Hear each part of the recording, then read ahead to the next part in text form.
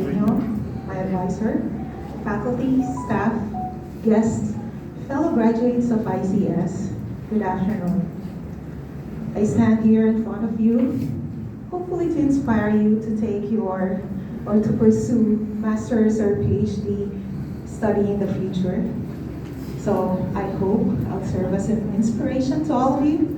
My name is Gabud. Most of my friends and colleagues call me Lynn. My family and I used to live in Marikina, which is quite far from Los Baños, I know. When I started my PhD here in UPLB, I was already married, and at that time I had 2 children, a 3-year-old boy and a 1-year-old girl. I chose the PhD by research program because at that time, I could not afford to skip dinner with my family to attend classes or graduate classes that were usually scheduled at 6 to 9 in the evening in Bilman.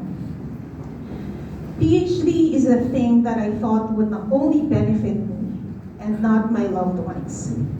So in my priority list, it had always taken the last spot. My PhD journey had been a long roller coaster ride.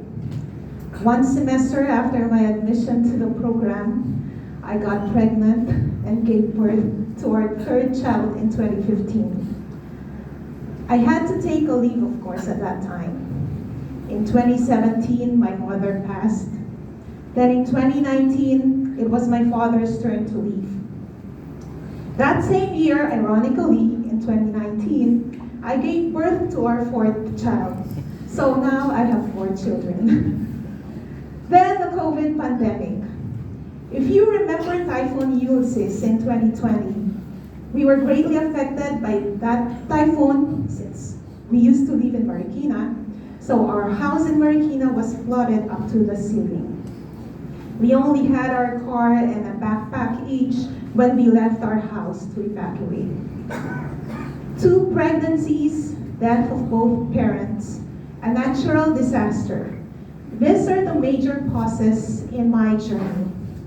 Let me add to that the minor incidents that, like kids getting sick, parents here know how that happens and how you deal with that one. Making lesson plans, exams. By the way, I am a faculty member in UP Diliman. The ride was not only challenging, it was way more for me. I could say it was a very difficult journey for me. There were several instances when I thought of quitting, but every time quitting crosses my mind, I suddenly hear it and feel a certain push to move forward. Science had always brought me back to this path. It is only by God's grace that I persevered despite the hurdles, and that I am here standing in front of you. I am not an A-list student. I cannot say that I am brilliant nor a genius. You can think of me as one of the ordinary ones. Hindi ako cum laude when I graduated bachelor's in computer science. So how? Despite the challenges, how was I able to complete my PhD requirements? To be honest, I pondered on that only when I started to prepare for this speech. Right after the pandemic, that was in 2022, I re-enrolled. At that time, I decided to give it a final attempt.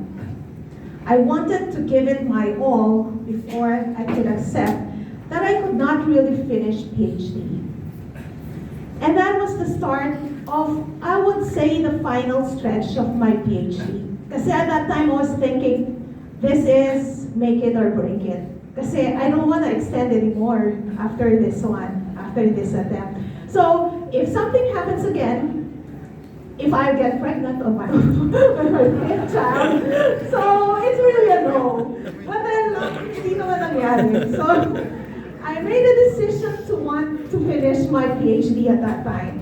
So it was a decision. I said, I want to finish. I had to want it. I had to want it because I want to be promoted eventually. Also because I want to do more. I want to mentor graduate students who in the future can be mentors of students in other universities and colleges as well, not only in UP. The college graduates that UP produces are not enough to fill in the needs of the IT industry. Alam yun ng lahat ng faculty. So for me, well, I think that the university, UP specifically, has to produce more graduate students, or more master's, PhD graduates, I would say. And for us to be able to do that, we need more mentors. So that at that point, that somehow pushed me to want it. I guess the answer to the how question is for me to want it badly. If we want something, we put it in our heart, we give time for it. I know for some of you or for many of you, time is the major hurdle. Yes, it is indeed. So please allow me to share with you some practical tips on how I was able to allot time for my PhD tasks. And this helped me make the baby steps. As I said, baby steps. Hindi siya malaking step na kailangan, let's say, in one semester you finish everything. It's not like that when you do your master's or your PhD. So these tips, practical tips, I think are applicable to any major goal in your life, even if you're not going to take master's or PhD. So firstly, I had to deactivate my Facebook. If we can use even a portion of the time we are on social media for more important things like PhD or master's, that would matter already. So I had to deactivate Facebook. Any announcement from the graduate school, hindi ko siya nababasa. That's why I had to email and so on. So the second one is to build a support group. Our parents, spouse, children, friends, colleagues, and students need us. They share portions of our precious time. When we set our eyes on a target, we need a support group. And these are the people we share our life with. Kasi we also spend time with them. They need our time. It's important that they are aware that, for example, in my case, if I have to write a paper, I will tell my second child, my daughter, I will tell her, can you please for 1 week take care of your youngest sibling? Because I really need to concentrate and write for 3 days. That's what happened with me. If you think you need to take a year off from work, talk to your boss. Because I'm sure they will be willing to help you. Because it's not just for yourself.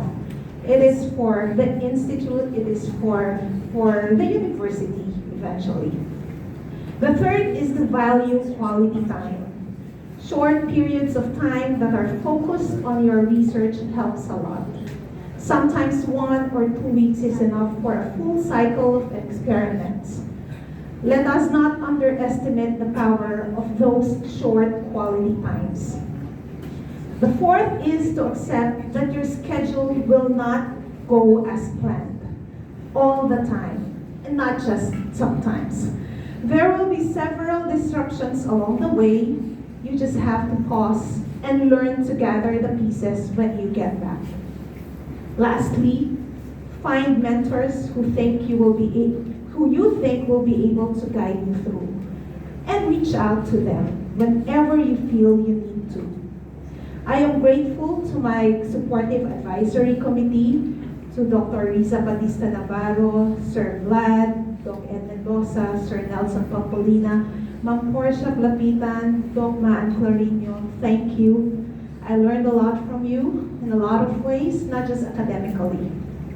Graduate school requires a higher level of maturity. It is a whole lot of learning in terms of academics, relationships, time management. During the journey, all I could think of was the hardships. Kasi napakahirap naman talaga, especially if you have 4 children and you have work also. But after that, I learned that the journey was worth it. Ang dami kong natutunan along the way. Especially, it's worth it if you journey with your family who know that who know that they need you. You need their support and who are very willing to help you out. So I would like to thank my loving husband, Larvin, who is here right now, and my children, Daniel, Ina, Feliz, and Gabby, who are at home. Thank you very much to my family. So let me end by sharing with you a message I heard last Sunday. Your future is not what's in front of you. Your future is what's inside of you. Whatever it is, whether it's PhD study or something else, you have to decide to want it. Put it in your heart and remember that the Lord grants the desires of our heart.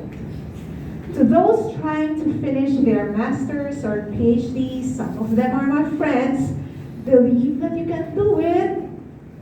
Okay? Kaya yan. And to the graduates, I wish you all the best as you pursue new endeavors in life. God bless you all, and I thank ICS for this opportunity and for the period na nandito ako trying to finish my PhD. Thank you very much.